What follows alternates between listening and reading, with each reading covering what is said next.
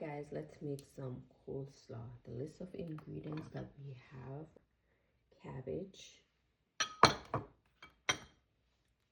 carrot, some purple onion, we have some mayo, relish, mustard. I'm also going to use a little bit of Italian dressing. This is optional. If you don't want to use it, you can use a little apple cider vinegar.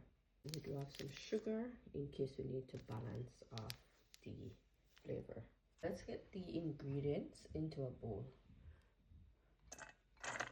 First, I'm going to add the cabbage. And I'm going to go in with the carrots, purple onions,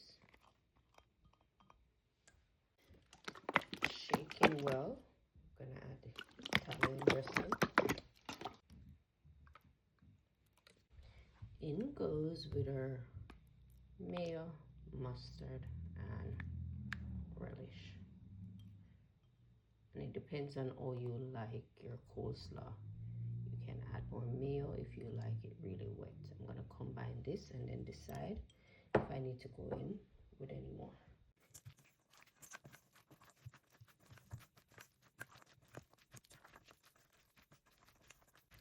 Alright, we're going with some more mayo.